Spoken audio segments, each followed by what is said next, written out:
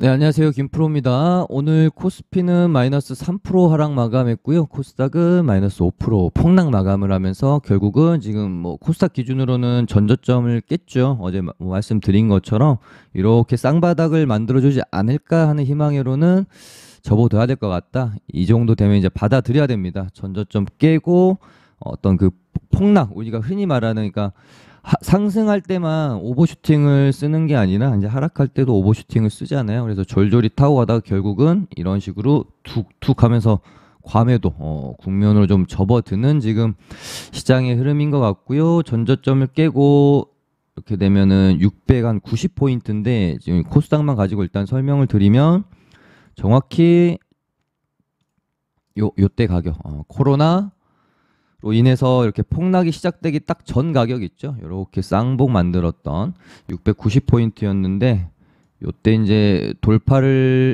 이 구간을 돌파를 해놓고 지지 한번 받았고 지지 두 번 받고 그러면서 여기서 진통 겪어내고 나서 대세 상승장이 나왔던 구간이거든요. 그래서 오늘 한 690까지 일단은 좀 밀겠다. 그런 생각을 저도 갖고 있었는데 90 정도에서 약간 이제 반등을 시도하려는 듯한 모습 정도는 보였던 것 같고, 솔직히 뭐 시장이 이렇게 투매가 나오는 국면에서 바닥을 어떤 기술적 지표나 가격대나 밸류에이션을 가지고 예측을 하기는 전 너무나도 힘들다고 보고요. 그나마 우리가 바닥 예측하는 데 있어서 가장 역사적 패턴에 의해서 좀 어느 정도 신뢰를 가질 수 있는 게 저는 이 어떤 그 수급 현황인 것 같고, 보통은 이제 개인들의 수급 형태라고 하는 것은 시장이 상승을 할 때는 매도를 하고 시장이 하락할 때는 매수를 하는 수급 형태를 띠고 있죠. 외인은 이제 개인과 완전히 반대로 움직임이 나오죠. 왜냐하면 외인이 매수를 해줘야 시장이 오르기 때문에 시장이 상승할 때 외국인은 매수를 하고요. 시장이 하락할 때 외국인은 보통 매도를 하게 됩니다. 그러니까 기관과 외국 개인과 vs 외인 기관이 보통 이제 반대로 움직이면 된다라고 보시면 되는데, 보통 이제 시장의 어떤 폭락 구간에서 저점이 잡힐 때 보면은 이런 수급의 패턴이 역전이 되는 현상이 발생을 해요. 그러면 그렇다고 해서 무조건 저점은 아니지만 뭔가 좀 저점이 다가오고 있을 수도 있겠다라는 정도로 인식을 해줘도 괜찮다. 다만 그 저점이라고 제가 표현을 하는 부분은 뭐 중장기적으로 바닥이 나왔다라는 부분이 아니라 우리가 이제 트레이딩을 함에 있어서 단기 반등, 뭐 하루나 이틀짜리 정도의 반등을 예측할 수 있는 어떤 현상으로 보시면 된다라고 좀 말씀을 드리고 싶고요. 그래서 보통 이제 시장이 하락을 하면은 개인들이 계속 이제 매수를 하게 되다가 오늘같이 이렇게 이제 정말 공포 구간으로 들어가게 되면 이제 매수를 하던 개인들도 공포에 질려서 이제 던지는 구간이 나오게 됩니다. 그러면서 뭐 레버리지 물량, 뭐 신용 반대매 물량도 좀 나오면서 그런 물량을 외국인과 기관이 받아내면서 이제 단기적으로 좀 저점이 나오는 경우가 많이 있거든요. 뭐 그런 측면에서 보면 오늘은 그냥 뭐 이제 혹시 현금 가지신 분들 입장에서는 1차 매수 정도는 해볼 만한 그런 수급의 패턴은 좀 보였다. 그렇게 생각이 듭니다.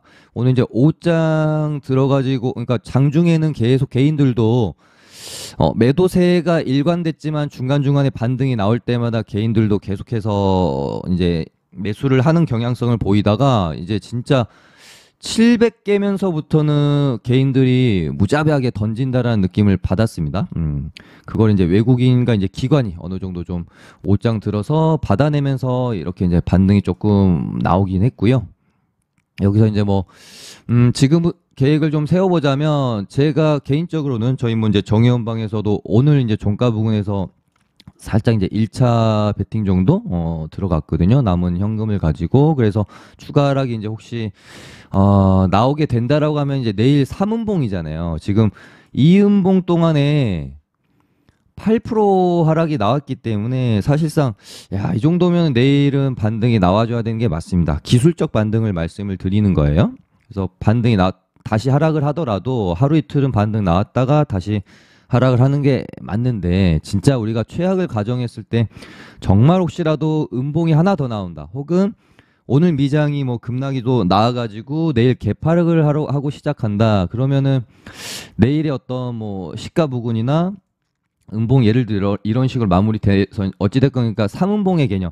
내일 오전에 음봉이 마무리가 될지 내일 종가까지 밀어버릴지 지금으로서는 알 수가 없으니 뭐 개파락을 만약에 좀 크게 한다 그러면은 시가나 오전부터 한번 2차 매수에 대한 생각을 해볼 수가 있을 거고 시가 개파락을 크게 하지 않았는데 이제 밀면서 이렇게 삼음봉 마감을 하면은 내일은 손절 하더라도 베팅을 해봐야 되는 구간이라고 저는 생각을 합니다. 삼음봉 떨어졌고 내일까지 만약에 하락이 나오면 마이너스 거의 3일 동안 10% 하락한 건데 이 정도면은 반등이 진짜 안 나오면은 이상한 장이거든요. 물론 지금 이상한 장이긴 하지만 그래도 아무튼 오늘 정도의 1차 매수는 괜찮아 보이고 혹시 내일 추가 하락이 나오면 한 2차 한 3차까지는 뭐 열어놓고 한 650까지 열어놓고 내가 뭐 3차 매수를 한다라는 마음으로 뭐 1차 뭐 한 2차 3차 정도 구간에 걸쳐 가지고 단기적인 관점에서 말씀드리는 거예요. 좀 중장기적으로 여기서 바닥을 잡는다는 말씀을 드리는 게 아닙니다. 예. 그래서 뭐 내일 바로 반등이 나오면은 뭐 일단은 챙기고 나오는 거고요. 내일 추가 하락이 나오면 추가 매수해서 다음 날 반등 나올 때 뭐 적당히 또 챙기고 나오는 전략으로 현금 있으신 분들은 지금 그런 식으로 조금 대응을 해주셔도 될 것 같고 일단 문제는 이제 현금이 없고 지금 뭐 풀 비중으로 그냥 다 이렇게 물려 계신 분들이 문제일 텐데 일단 지금 지수의 위치를 보면 정확히 코로나 폭락이 나오기 전에 박스권 흐름이 이어지던 가격대로 지금 회귀를 하는 듯한 흐름이에요. 그러니까 코로나 폭락 이후 돈 풀어가지고 만들어냈던 이 대세 상승은 그냥 그야말로 거품이었다. 이 거품이 사라지고 이때 딱 이 가격대잖아요. 이때 박스권 흐름이 있었던 600 뭐 한 30에서 지금 뭐 700포인트 박스권 구간으로 결국은 주가가 회귀를 하고 있는 과정이라고 생각이 들고요. 물론 여기서 지지해주고 이렇게 바닥이 뭐 잡히면 좋겠지만 오늘 뭐 수급 흐름으로 봐가지고는 저 개인적으로는 반등이 한번 나왔다가 한번 여기서 더 빼면 이때는 진짜 개인들 신용 물량이나 뭐 반대 매매 물량들 진짜 쏟아질 것 같거든요. 그러면서 한번 마지막 피날레 어떤 그 하락 오버슈팅이 나오면서 저점이 형성되고 이렇게 좀 반등이 나오지 않을까? 지금으로서 저는 그렇게 시나리오를 조금 세우고 있습니다. 네, 그럼 테마 한번 살펴볼 텐데요. 어제 이제 제가 말씀드렸던 ARM 관련주 가장 좀 최선호 종목으로 볼 것 같다라고 말씀드렸던 애들인데 얘네 뭐 진짜 얘네랑 몇몇 푸테마들, 해지 테마들 제외하면은 오늘 뭐 거의 다 진짜 우수수 하락 급락이 나왔다고 봐야 되겠죠. 그래서 오늘 이제 뭐 제가 어제 뭐 말씀드린 부분대로 뭐 넥스트 칩을 이런 어떤 상한가 종가 위의 구간에서 이런 박스권 안에서 이런 롤링이 나온다라고 가정을 하고 그렇게 되면은 뭐 이런 구간에서 우리가 매수 타점을 좀 잡아보면 괜찮지 않았을까 싶어요. 뭐 13,000원 구간이나 그러면은 뭐 아주 뭐 오버슛 뭐 큰 슈팅이 나왔던 건 아니지만 그래도 이 안 좋은 장에서 마이너스 5% 하락하는 장에서 충분히 또 먹을 구간을 줄 수 있었던 그런 종목의 흐름이지 않았나 생각을 하고요. 시장이 이제 그런 부분들도 좀 이해를 하면 좋을 것 같아요. 시장이 막 급락하고 폭락하는데 잘 버티던 애들이 시장이 반등할 때 반등이 나오냐? 보통은 그렇지는 않습니다. 시장이 폭락할 때 잘 버티던 애들이 반등하면은 오히려 버티다가 꼬꾸라지는 경우가 많고 시장이 폭락하다 반등이 나올 때 가장 반등이 세게 나오는 애들은 잘 가던 애인데 하락률이 컸던 애들이 있죠. 이런 애들이 반등이 세게 나와요. 그리고 이 얘네들이 반등이 먼저 나오고 나서 그 다음에 뭐 넥스트 칩이나 이런 애들 같이 시장 하락에도 잘 버텼던 애들이 그 다음에 이제 차례를 돌면서 순환매 돌면서 반등이 나오거든요. 그래서 오늘 아까 장 끝나고 미국 선물이 이제 반등을 좀 하니까 시간에서 뭐 종목들 반등도 좀 나왔는데 그러니까는 오늘 장중에 잘 버텼던 넥스트 칩은 또 이런 식으로 시간에서 하락이 나오고요. 뭐 이런 식의 이제 어떤 시장을 경험을 또 많이 하시면은 알 수가 있는 부분이죠. 그래서 오늘 내가 만약에 내일 시장 반등을 예상을 한다라고 하면은 접근이 가능했던 애들은 태양광은 최근에 좀 뭔가 시장에 관심을 좀 많이 잃었다라는 느낌이 좀 많아가지고 태양광보다는 저는 최근에 가장 좋았던 애들 뭐 2차 전지 그리고 자율주행, 로봇. 왜냐하면 자율주행이랑 로봇 애들이 버티고 버티다가 결국은 오늘 투매 맞고 음봉이 크게 떨어졌거든요. 그러면은 그러니까 얘네들이 조정이 크게 안 나왔으면 오늘 공략하기는 좀 힘들어요. 근데 얘네들이 오늘 조정이 크게 나와버렸기 때문에 그러니까 이렇게 이해하시면 좀 편할 것 같습니다. 세력들이 이런 구간에서 시장이 하락을 하는데 돈 쓴 게 있으니까 만들어 가야 되니까 세력들도 이제 돈 써가지고 유지를 시킬 거 아닙니까? 근데 뭐 세력들이라고 돈이 뭐 썩어나는 게 아니기 때문에 뭐 시장 2, 3% 하락하는 건 돈 써가지고 받쳐서 할 수 있겠지만 시장이 오늘같이 이제 마이너스 5% 이렇게 급락이 나오는 경우에는 얘네들도 무리해서 돈 써가지고 주가를 떠받칠 이유가 없는 거잖아요. 그냥 이럴 땐 차라리 그냥 한번 이렇게 폭락시켜버리고 싸게 다시 주워 담아가지고 올리는 게 얘네들 입장에서도 편하죠. 가격 비싼 구간에서 돈 무리하게 써가지고 또 바칠 이유가 없는 거니까요. 그래서 결국은 무너지죠. 하지만 시장 반등할 때 그게 또 시원하게 반등을 해주면서 아마 제자리를 찾아가거나 뭐 이제 세력들도 결정을 하겠죠. 들어 올린 다음에 그냥 시장 너무 안 좋다 털고 일단은 나가자 그런 식으로 롤링을 할 수가 있고 아니면은 계속해서 롤링을 해서 시장이 좀 안정화될 때 시세를 본인들이 생각했던 대로 내는 경우도 있고 그거는 이제 조금 더 흘러가봐야 알 수 있는 부분이 되는 겁니다. 그리고 아무튼 이제 뭐 2차 전지 그리고 이제 방금 말씀드렸던 이제 뭐 자율주행 로봇 이거 최근에 뭐 좋았던 테마들 뭐 포르쉐 IPO, 애플페이 이런 애들이 이제 하락이 만약에 과했다면 한번 이제 공략해 볼 만한 그러니까 항상 시장이 폭락이 나왔다가 반등을 할 때 가장 세게 반등을 해준 애들은 결국 폭락이 나오기 전에 가장 시세를 잘 내면서 시장에서 뜨거웠던 종목들이 반등이 가장 세게 잘 나옵니다. 그런 의미에서 이제 내일 만약에 이제 반등을 예상을 하고 내가 베팅을 한다고 했을 때 가정 말씀드리는 거예요.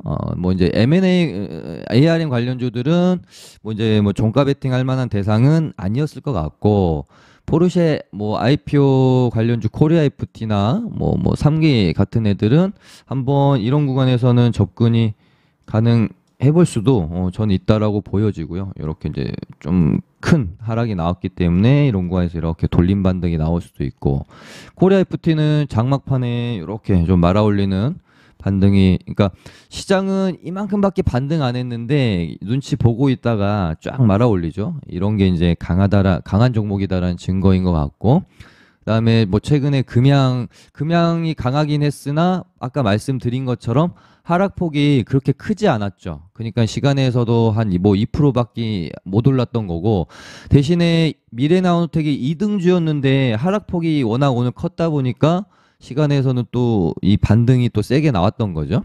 이런 부분을 아까 말씀드리는 거고 모트렉스도 오늘 급락이 나왔기 때문에 여기 이제 첫 눌림 상한가 나오고 첫 눌림 구간 있었던 여기 자리 딱 지지하고 반등이 나오는 모습.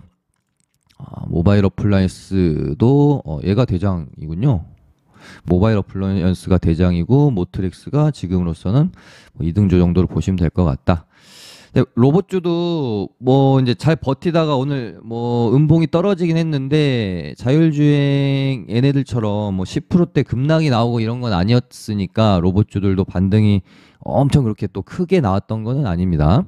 뭐 레인보우 로보틱스 이런 애들은 오히려 또 이 급락장에서도 버티는 모습 보여줬고 유일 로보틱스도 장중에 보면은 꽤나 잘 버텼는데 오후장 들어가면서 결국엔 조금 이제 무너지는 모양새로 갔고요.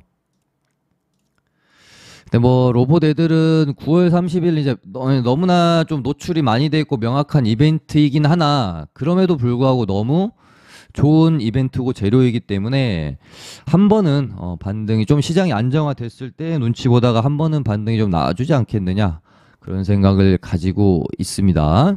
그리고 이제 해지 테마들이 당연히 오늘 시장 급락하니까 강하게 움직임이 나왔는데 저는 제주은행이 여기 고점 돌파하고 가기가 좀 부담스러울 수 있을 것 같아서 푸른저축은행이나 고로신용정보가 순환매가 한번 돌 수도 있지 않겠느냐라는 멘트를 어제 드렸는데요.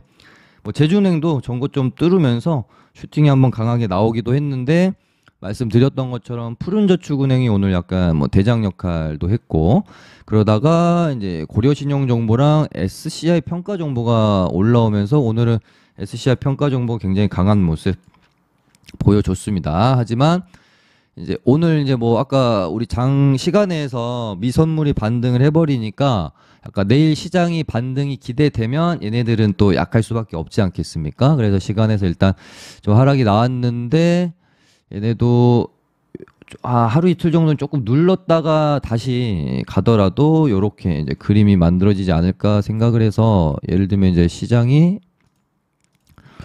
뭐 내일 이런 식으로 반등이 좀 나왔다가 다시 이렇게 죽을 가능성이 있겠으니까 해지 테마이들은 하루 이틀 조정받았다가 시장이 다시 밀릴 때 흐름을 뭐 만들어갈 가능성이 있겠죠. 그런 식으로 예상을 좀 하면서 시장을 좀 예측을 하면서 봐야 되는 부분인 것 같고 아니면은 그냥 너무 미리 예측해가지고 들어가기보다는 그냥 오늘같이 대놓고 그냥 미는 날이 있어요. 보시면은 시장이 이런 식으로 시가 고가 형태로 윗꼬리가 진짜 하나도 없는 형태로 그냥 시작부터 이렇게 이제 밀어버리는 날들이 있거든요. 보시면 어제도 그랬고 오늘도 그랬고 보통은 이런 날들의 특징을 보면은 그냥 거의 종가까지 하루 종일 미는 경우가 굉장히 많다라고 보시면 됩니다. 뭐 이때도 그렇고 이때도 그렇고 요 날도 그렇고요. 요 날도 그렇고 뭐 거의 이제 하루 종일 이렇게 미는 날들 그러니까 힘이 없이 뭐 이렇게 중간에 반등도 거의 없고 막 어제 오늘처럼 보시면 지금 코스닥이 8% 이틀 동안 8% 급락이 나오는 동안에 지금 반등 나온 게 고작 제일 큰 게 여기인 것 같은데 1% 나왔습니다. 1% 8% 하락하는 동안에 여기도 뭐 한 그냥 1% 좀 안 되는 것 같고 이런 식으로 막 중간에 이렇게 반등도 없이 원웨이로 이렇게 밀어버리는 날의 특징을 보면 항상 제가 겪었던 패턴이 이런 식으로 이제 시가 고가 형태예요. 그냥 시작하자마자부터 이렇게 미는 형태. 이런 날은 조금 조심해야겠다라고 생각을 해주는 것도 이제 하나의 시장을 볼 때 방법인 것 같아서 이런 식으로 시가 고가 형태로 외국인 매도 나오면서 하루 종일 밀어버릴 것 같을 때 그런 날에만 얘네들 장중 매매로 뭐 공략을 해보는 것도 나쁘지 않은 것 같습니다. 제가 본인이 시장을 예측할 수 있는 그런 경험치나 조금 이제 뭐 능력치가 부족하다고 생각이 되시면요. 그리고 사료주들도 일단 뭐 이렇게는 죽지 않을 것 같은 느낌은 있죠. 한일 사료도 일단 여기서 파동을 좀 만들어내주고 있고 오늘 뭐 대주산업 2등주 지금은 2등주인데 고려산업이 또 특이하게 이렇게 좀 올라오고 있는 상황이고 얘도 뭐 또 이렇게 눌렀다가 다시 이런 식으로 만약에 6,500원 구간 그러니까 대주산업도 이 가격대가 중요하잖아요. 여기를 언젠가 만약에 뚫어낸다면 요날 한번 이런 식으로 장대 한봉이 나올 가능성도 있겠죠.